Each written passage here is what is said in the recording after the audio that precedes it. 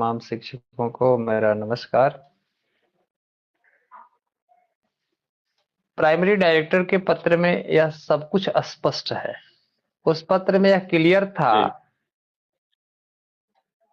कि त्योहार को देखते हुए, होली और ईद के जी, त्योहार को देखते हुए तत्काल सभी शिक्षकों को ये 25, 28, 31, 32 जो फर्स्ट स्टेज का स्केल है विशिष्ट शिक्षक का, उसमें इनका जी, भुगतान कर दिया जाएगा जनवरी और फरवरी माह का। और इसके बाद जी, इनका वेतन संधारण कराते हुए, है ना, का जो एक्चुअल जी, स्केल है उस पर इनका वेतन का जी, जी, भुगतान किया जाएगा। जी, लेकिन जी, विभागीय स्थिति जो है पूरे बिहार की बिल्कुल ही बदतर है, बदतर है, बदतर है। अभी आप जी, जी, देखिए, तीसरा महीना चल रहा है। सभी बिहार के जी, शिक्षक जनवरी के प्रथम सप्ताह में 1,87,000 विशिष्ट शिक्षक बन चुके थे। और जी, दूसरे राउंड के भी शिक्षक अभी जस्ट मार्च में योगदान कर चुके हैं। लेकिन अभी तक जी, आप देखेंगे प्राण जनरेट तो हुआ, लेकिन एचआरएमएस जी, पर ऑनबोर्डिंग की प्रक्रिया जो है ये सब इतनी धीमी गति से चल रही है कि अभी तक पूरे बिहार में 27-28% शिक्षकों का ही वेतन भुगतान हुआ है। पूरे बिहार का मैं बता रहा हूँ 27-28%। आप समझ लीजिए कि तीसरा महीना बीतने को है और आप 27%, 28% शिक्षकों का वेतन भुगतान किए हुए हैं। यही रफ्तार रहा तो अब तो 5 महीना 6 महीना में वेतन भुगतान नहीं हो पाएगा। तो यह जी, प्रक्रिया, ये यह कार्य संस्कृति जो है वो बदलनी पड़ेगी। मैंने इस संदर्भ में परसों ही अपर मुख्य सचिव को इस संदर्भ में मैं पत्र दिया हूं और हमारी गुजारिश है उनसे कि जितना जल्द हो सके शिक्षकों का वेतन संधारण कराते हुए उनका वेतन भुगतान जो सही एक्चुअल वेतन है उसका भुगतान किया जाए। और साथ ही साथ जी, दूसरे राउंड से सक्षमता पास करके जो शिक्षक आए हुए हैं उनके लिए भी प्राण जनरेट का काम यथाशीघ्र प्रारंभ कर दिया जाए ताकि वैसे शिक्षकों का मार्च माह का वेतन जो है ससमय मिल सके। तो इस संदर्भ में हमने विभाग को अवगत करा दिया है। लेकिन विभागीय अधिकारी जी, तो जी, अभी पूरी तरह से, मैं देख रहा हूं सचिवालय कार्य संस्कृति अभी जो है, सभी लोग एक तरफ सत्र चल रहा है उसमें लगे हुए हैं और दूसरी तरफ अभी 22 तारीख को बिहार दिवस का जो कार्यक्रम चल रहा है सभी लोग उसी में मशगूल हैं। और शिक्षक के सामने त्राही माम लगा हुआ है। कारण है ये तो अल्प वेतन भोगी हैं, पूरी तरह वेतन पर ही जी, आश्रित हैं उसमें भी, क्योंकि सरकार का ही निर्देश है कि हमारे बिहार के शिक्षक दूसरा अन्य कोई कार्य, यहाँ तक कि ट्यूशन पढ़ाने पर भी प्रतिबंध है लोगों को। तो जब ये शिक्षक जी, जो है कोचिंग ट्यूशन कुछ भी नहीं पढ़ा सकते, कोई अन्य व्यवसाय नहीं कर सकते, यानी अपने परिवार को चलाने के लिए पूरी तरह यही अल्प वेतन पर ही आश्रित है। और वह भी वेतन इनका समय ससमय नहीं देंगे। ससमय तो छोड़ दीजिए, दूर की बात हो गई, 3-3 महीने से इनका वेतन नहीं मिल रहा है, जीओबी वाले 4-4 महीने से मर रहे हैं। ये क्या मजाक बना के रखा जी, गया है पूरे बिहार के शिक्षकों के साथ।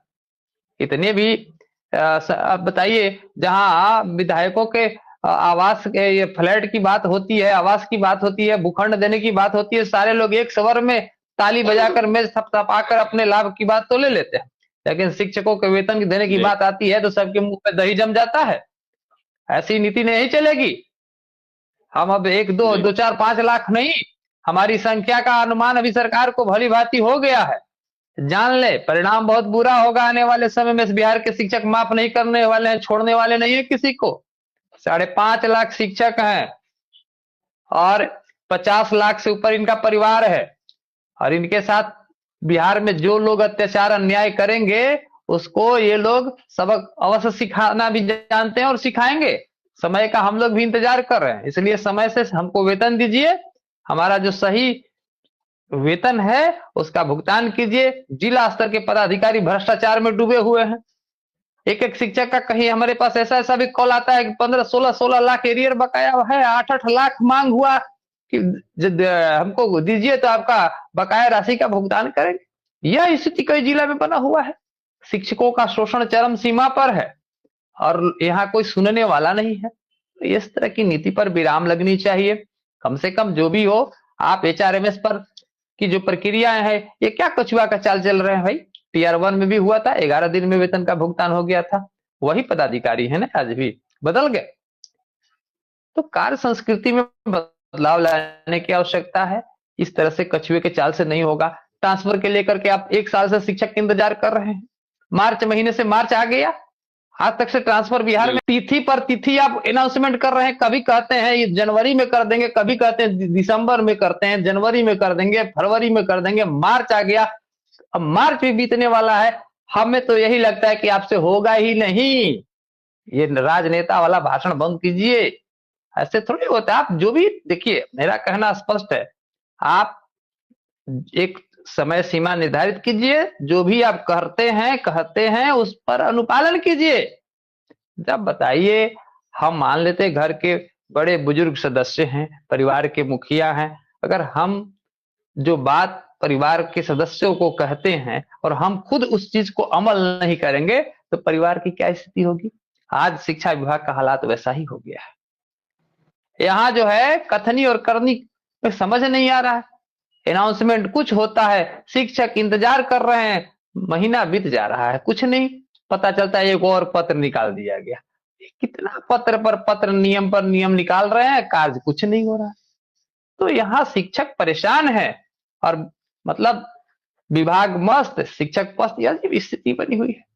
ऐसे नहीं चलने वाला। इस तरह की स्थिति जो है बहुत बेकार है।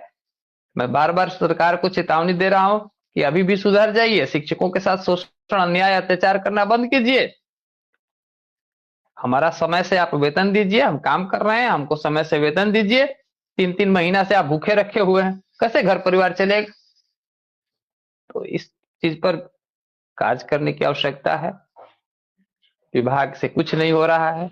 रोज 100-200 एक जिला में शिक्षकों का वेतन भुगतान हो रहा है। होली जैसा महत्वपूर्ण त्योहार बीत गया, ईद, रमजान का महीना चल रहा है, सबके घर में खर्च है, लेकिन विभाग को इससे कोई मतलब नहीं है।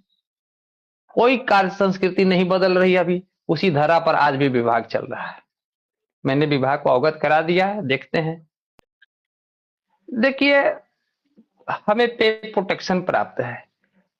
वित्त विभाग का भी मार्च 2020 का एक पत्र है, उसमें भी कह रहा है कि जब हम लोग डिपार्टमेंटल एग्जाम देते हैं, है ना, विभागीय एग्जाम देकर के कोई कर्मी एक सेवा से दूसरी सेवा में जा रहे हैं, मतलब दूसरी सेवा कहाँ, यहाँ मतलब अपने ही सेवा में है, हम तो अपने जिस शिक्षक हैं शिक्षक में है, लेकिन विभागीय परीक्षा देकर के आ रहे हैं, तो वहां हमारा निरंतरता जो है वो बरकरार रखी जाती है ना, सेवा की कंटिन्यूटी जो है वो बरकरार है। ऐसे भी आप जब पे प्रोटेक्शन दे रहे हैं तो पे प्रोटेक्शन तो ये प्रमाणित कर रहा है ना कि वह व्यक्ति पहले से काम कर रहा है, तभी तो आप पे प्रोटेक्शन दे रहे हैं ना।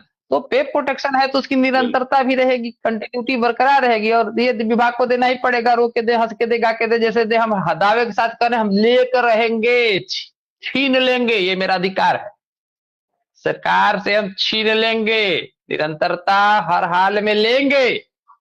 और निरंतरता जिस दिन सरकार से हम लोग को मिल गई तो समझ लीजिए कि जो सामान्य इंडेक्स जो बात चल रही है वो तो उनको हर हाल में देना ही पड़ेगा, वो तो उनका राइट है। जिस इंडेक्स में मेरा वेतन का निर्धारण हो रहा है उसी इंडेक्स में विशिष्ट शिक्षक बनने के बाद सभी शिक्षकों का वेतन संधारित होना चाहिए, नियम यही कहता है। बिल्कुल, अभी हम इंतजार कर रहे हैं। अभी सत्र में मामला उठा था, सत्र में सरकार का जवाब आया है कि हम अप्रैल माह में कमेटी का गठन करा करके इसकी रिपोर्ट भी अप्रैल में हम दे देंगे।